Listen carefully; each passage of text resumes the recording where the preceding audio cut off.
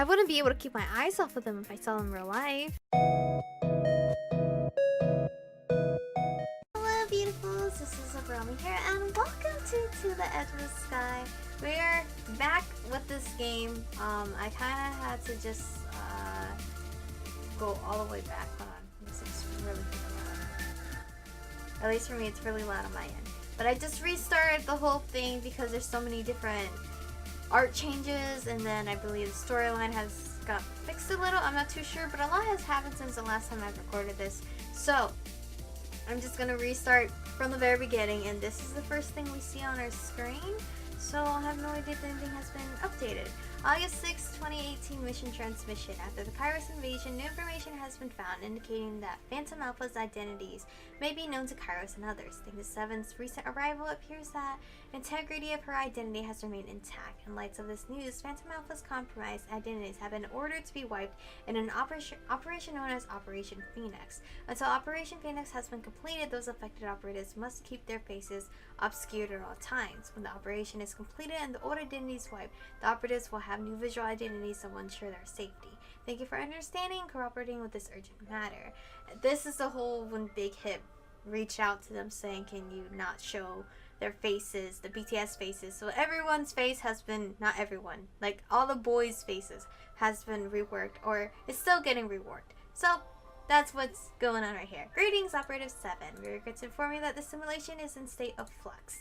Due to forces beyond our control, many of the full color illustrations are missing, and you will notice that all the Phantom Alpha, with the exception of you, are wearing masks. You will notice some image clipping, blank areas where there are no character sprites, and possible other graphical errors. I know when they also released Chapter 3 there were a bunch of bugs, but I don't know if it was just for iOS or not. But anyway, if there's some bugs, we'll just deal with it. These are not bugs given the forces beyond our control and the incredibly short deadline we had to meet certain demands. It is with great regret that we present the simulation to you in this state. And this current version I am playing is premium version, so we'll get the longer choices, like detailed synthesis and crap. However, this was the best we could do to avoid TTEOTS being entirely removed altogether. Take heart, however, this is planned to be only a temporary state.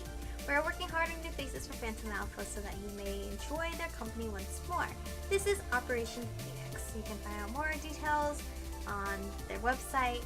Do you choose to go forward with this game in this regrettable but temporary state?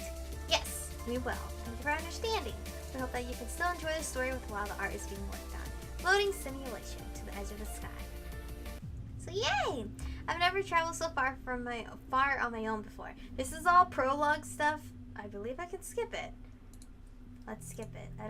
I did play months ago, and then my recording went to garbage because of my microphone. So these are the current saves that I have with obviously the previous guys' faces, but they're no longer here. So we're gonna pretend like nothing happened. Brainwashes you. I've never traveled so far on my own before, away from my family, my society. Did I really make the right decision in leaving everything behind? I sat and focused on the map, literally before my eyes, showing through my glasses' virtual screen. Turn right here onto the path of Olympia. Okay then.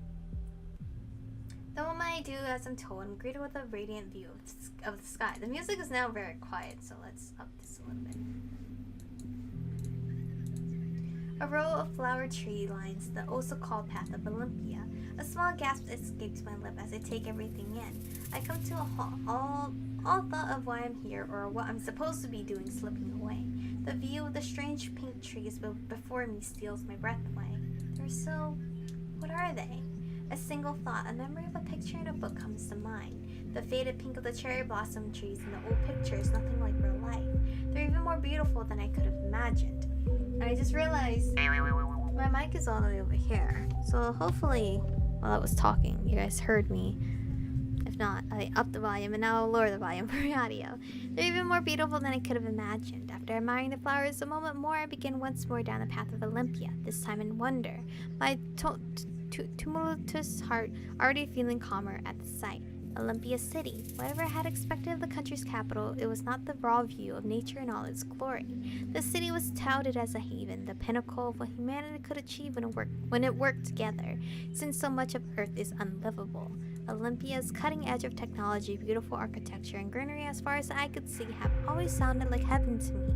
The mere fact that this untouched piece of nature exists on the outskirts of the city, it goes a long way toward proving what I had heard and hoped, that coming to Olympia will give me a chance at a new, exciting, and much more beautiful life. But it won't be as easy. I don't even know what team I'll be assigned to yet. I hope I did well in the Phantasms test.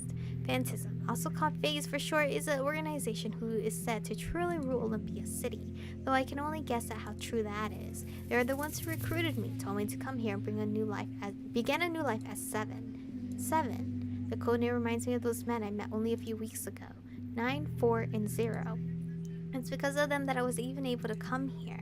They didn't say it outright, but it had to be because of my meeting with them. As I walk down the flower-strewn path, my mind drifts back to how my chance at a new life came about in the first place. My clan stopped outside a city again. It's not close enough to see it properly, not from our position, but I feel a strange buzz of excitement nonetheless. For as long as I have been alive, it has always been that my people have lived as nomads.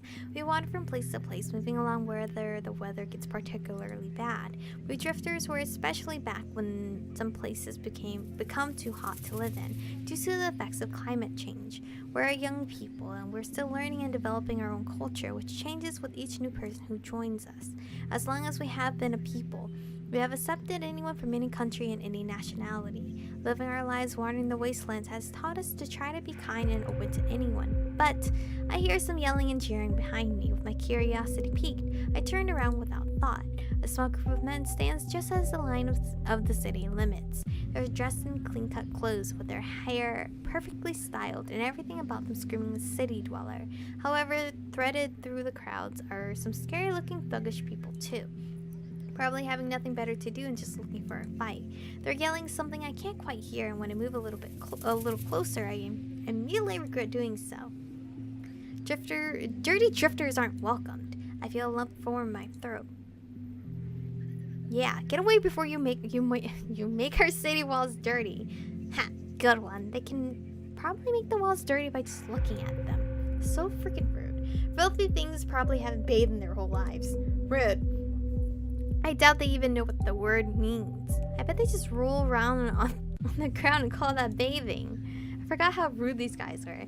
They all laugh and keep yelling in the direction of our camp. I feel sick. The adults back in the camp can handle it better, but the kids, they have to sit there and listen to this nonsense. They'll get used to it, but I wish they didn't have to. At least not yet. The world is harsh enough without some idiots yelling at us. What should I do? I don't really remember my choice. Shoot. Save this. We're gonna save here. Alright, cool. What should I do? I think I ignored them and kept walking, so let's do that, because that makes them even more angrier. If I pay any attention to them, they'll just grow bolder. So it's best to just ignore them, and I guess it is pretty fun to see people like that flounder at being ignored. I fix a smile on my face and walk right past them. I can hear them try to heckle me and call me dirty drifter again, but they sound angrier at being annoyed than anything. I can't stop myself from grinning. I'm feeling how unimportant you are yet. I hold back a laugh and look around for where to go next. Before I can do much more, though, a hooded man roughly grabs me by the shirt and pulling me to him. I glare up at the man, but when he looks at me, he suddenly realizes that the jeers and yelling have stopped. What's going on? I twist myself in the man's grasp to look around and see that everyone is looking at something behind them. Oh, it's so good! Oh my god! Look how good Zero looks. Oh, wow! His eyes is what attracted me instantly. His eyes, oh my god. The music too, beautiful. I see a young man standing there quietly staring at everyone. He doesn't say anything, but his intense presence seems somehow larger than the crowds combined. Wow. Oh my god, and 9. Wow. They look so unreal. I mean, they're not real, but they even in a game, they don't even look real. I don't know what I'm trying to say. I'm just trying to say they look so cool. A moment later, a man in all black comes to stand next to him with a regal and commanding presence of his own. This music goes from extremely loud to extremely low so fast. There's something about them that immediately makes them seem more Whatever they are, there's such intensity in the first man's eyes. I had to remind myself to breathe. In the second man, I almost forget myself in the composure he exudes. His eyes are green. I wouldn't be able to keep my eyes off of them if I saw them in real life, because they look just too beautiful. And then we're gonna be creepers for looking at them that long. The man in white takes one glance at me and then begins running towards us. Before I can understand what's happening, he has me pulled away from the other man behind him. He stands defensively in front of me. Let him handle it. Just let me handle it. Alright then, go right ahead, buddy. I didn't say no. Zero. Oh, your name. I'm Michiko. I don't remember the past dialogues when it was the BTS images, so this can't remember anything. Zero, is that what they're naming kids in the cities now? Zero punches the guy rushing at him, who lets out a strange sound that sounds suspiciously like neep, then crumbles to the ground. Neither Zero nor I have any time to say more as a group of 10 guys surrounds us. Zero protectively stands in front of me. I can barely blink before he already has 3 of them down on the ground. My god, I can't stop not staring at his eyes. He kicks one in the chest and uppercuts another one. Then he spins and knees another guy in the groin. Guy can fight. The other guys suddenly look hesitant to attack, yet unwilling to back down. A man suddenly grabs at my shirt out of nowhere and pulls at me, making me stumble forward. What is with everyone grabbing my shirt? Calm down. Jesus. I push myself back away from the man and my shirt slips from out of his sweaty hands. Seriously, what's with everyone grabbing my shirt? The man regains himself seconds later and moves to attack me. I focus on him, narrowing my eyes. The world around me appears to slow down and nearly freeze. My heart races in my chest as I examine the man about to attack me. Left arm tense, he's ready to punch me from the left. I'm small, especially compared to him, so he's going to try to punch me from below to lessen the chance of missing me. His eyes are focused on my face, so he's intending to uppercut me. He's intending to hit me everywhere. The way he's squinting suggests he can't see well. Can't afford to get his eyes fixed. My eyes dart all over the attacker, looking for more clues, more weaknesses. He's standing with more weight on his left leg, right leg injured. Time flows again as the man tries to punch me. I dance out of the way, twirling to stand behind him. I kick him in the right leg, right behind the knee. The man yells out and falls forward. He lies on the ground, clutching his leg in obvious agony, unable to return to attacking me again. I look up to see Zero wordlessly staring at me, the rest of the silence on the ground around him. The serene man from before walks up to us. The rest of the crowd that had been watching us quickly disperses, some people outright running away. He looks at Zero. Zero, I think you could have avoided fighting if you let me talk to them. He then turns to me smiling. Are you okay? Yes, thank you for asking. Yes, thanks to Zero. I believe I chose yes, thanks to Zero. I'm trying to remember all the choices I picked prior, so then storyline's somewhat similar. Yes, thanks to Zero. I wasn't expecting anyone to jump in to help me. No one ever does. But I guess you could call him a nice surprise. Not many people will come to the defense of any nomad though, so your help was much appreciated. That's heartbreaking to think. Your people are probably the kindest and most well-adapted culture out of any in the past 50 years. You open yourself to anyone, guide and help others, pride yourself on equality. It's a shame there's so many misunderstandings between your people and those who chose to stay behind in the cities. The purple-haired man pauses his impromptu speech, a small smile on his face. You're back already. I look to the side, my heart almost jumping to my throat when I see the man he's talking to. Oh, it's 4? Is it 4?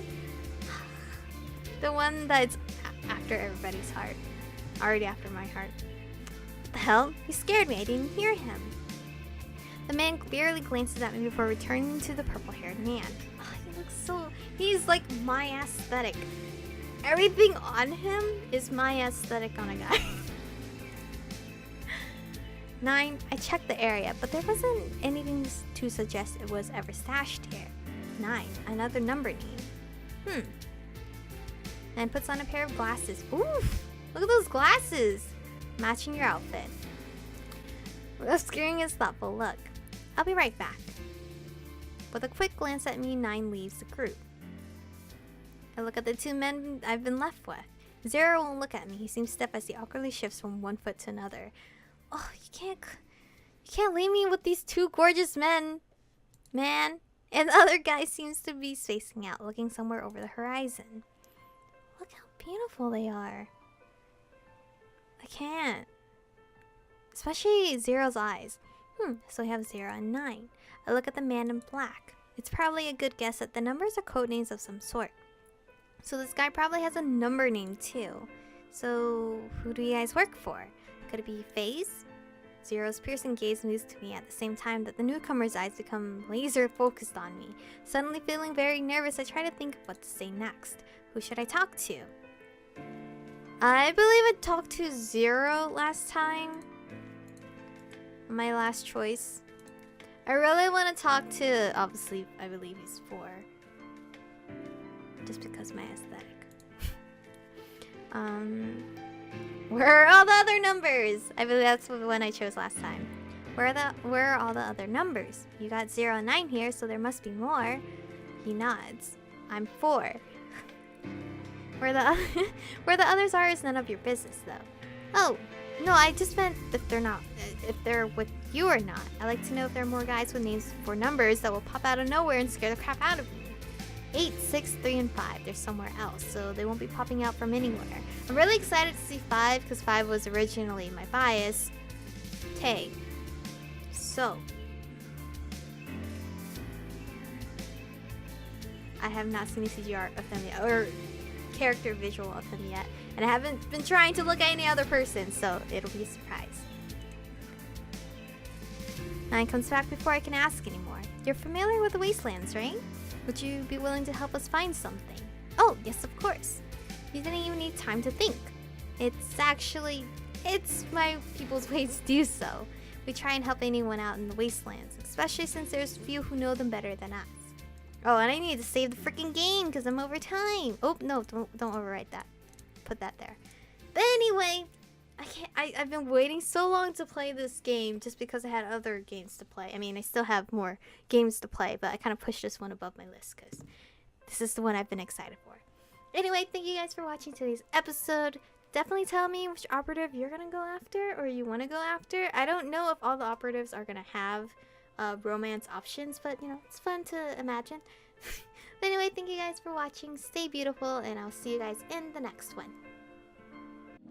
의미 없는 감정 소모해 반복된 시속 속에 이젠 난 지겨워지게